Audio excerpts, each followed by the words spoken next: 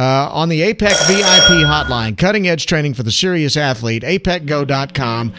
His Twitter handle is Wounded Cowboy. He is the leader of the new movement, Wounded Cowboy Fan. It is our friend Scott Bennett from Dallas area. How you doing, Scott? I'm doing great. How are you, Bryan? Doing well. Thanks very much for coming on. I get your tweets every week after the latest Cowboy laws saying we need to, expand the movement and get more people on the bandwagon. How's it going? It's pretty easy, isn't it? You know what? I look like a genius right now, don't I? I love it how it's like a self-fulfilling prophecy a little bit, right? People thought I was crazy. The only thing, and we'll get into it, I'm sure again, we'll rehash how we got here, but it's tough, and as I told you last time, it's not. There are people who are haters, and then there's people that just have always not liked the Cowboys. This one is tough for me because I watch the games. It's probably not much different than it was a year or two or three ago. I was sitting there Sunday night, and again, no feeling, but the last 2 weeks.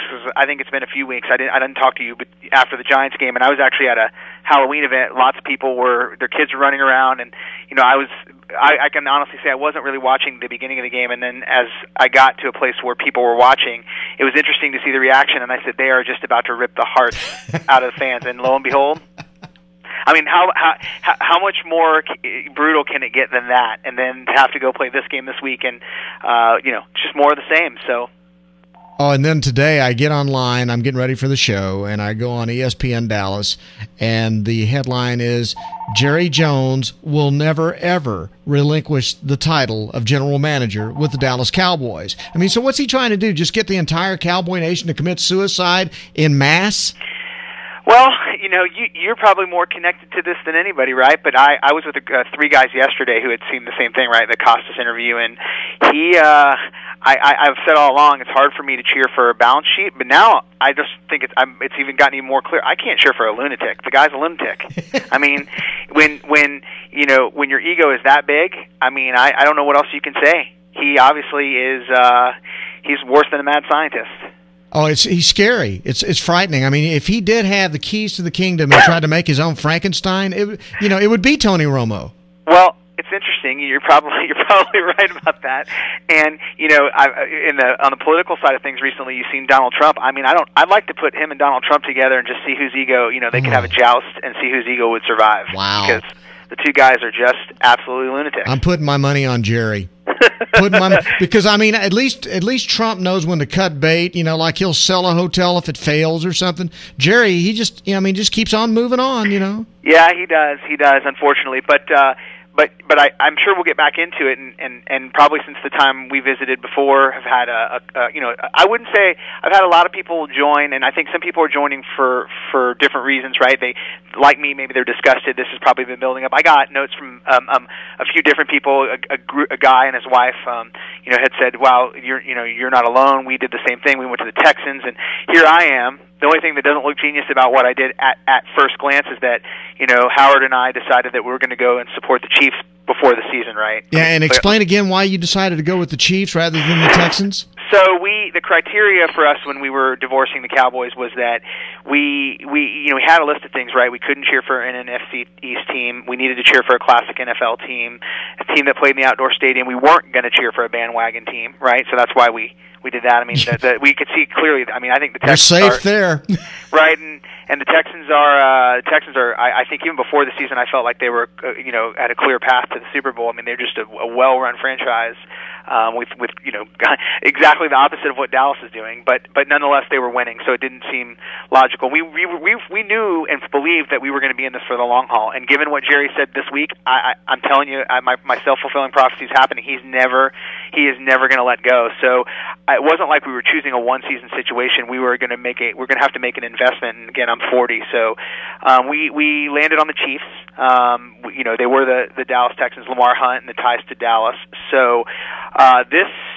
This wasn't easy, and obviously I didn't know how this was all going to play out. I knew what the Cowboys were going to do. That I could bank on. I knew they were going to stink, and I knew it was going to be more of the same, and knew where we were headed, and we're headed for a long, dark path. But we didn't realize what the Chiefs were going to be. Again, we're just learning about the Chiefs culture, and I have a friend who's very tied to the local sports market there. He's a broadcaster for Fox, and when he found out about you and I talking and other radio stations who had reached out to me and people who had heard what we were doing, he said the problem is there's Chiefs fans that want to divorce the Chiefs, right? So the fact that you're coming is great, but they're not very happy there, and there's a lot of turmoil in Kansas City. They may be the worst team in the league, next to Cleveland and Jacksonville.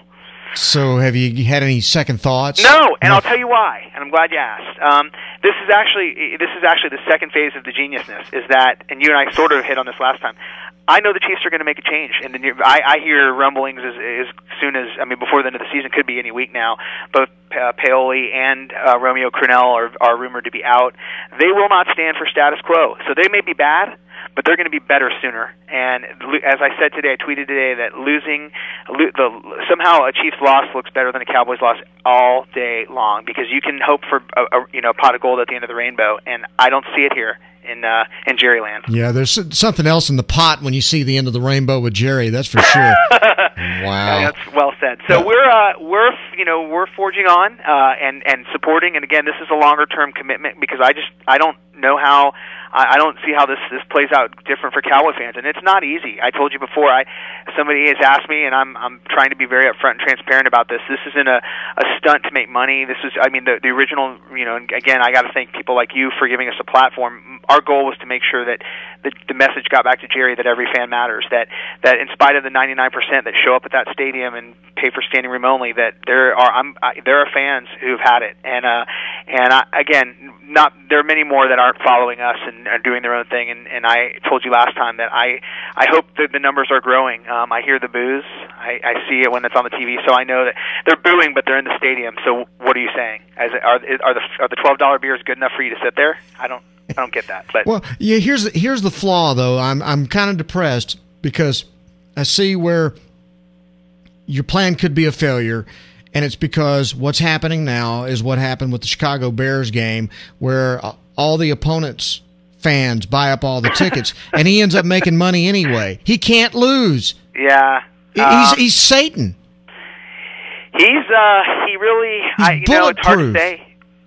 It's hard to say. I heard recently that besides this report that came out, and obviously he didn't, the national platform for him to be able to self-promote was there, but he supposedly believes, and really does believe, and even in spite of what he's seeing, that he's going to lock up Romo for a long contract. I know everybody's saying the opposite, but he's proven over the past, and of course recently you hear all the buzz about Sean Payton, that he's such a loyal guy.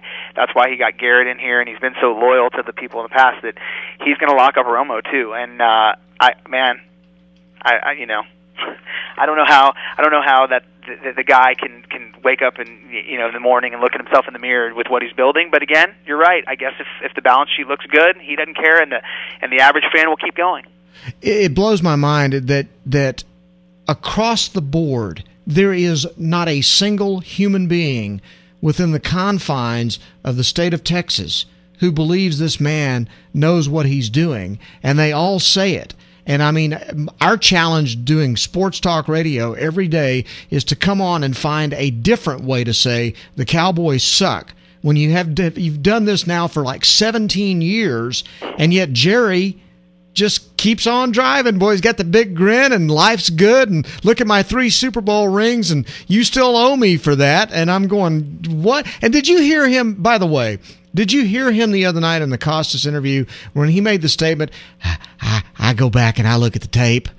Did you hear that? Well, he looks at the tape? Really?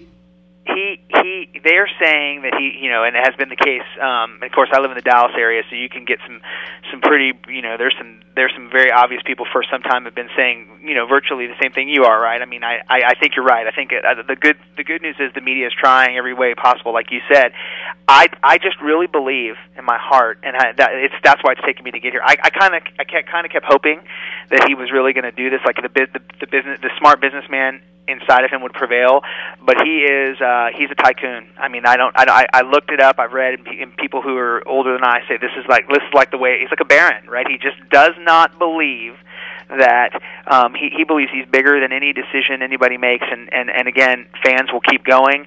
I just don't believe that that's the best use of entertainment dollars. If people need suggestions on where they can spend their money better, I got ideas. You can set it on fire out on the highway. Yeah, I mean, really, it's probably, you know what, it'd be better to watch.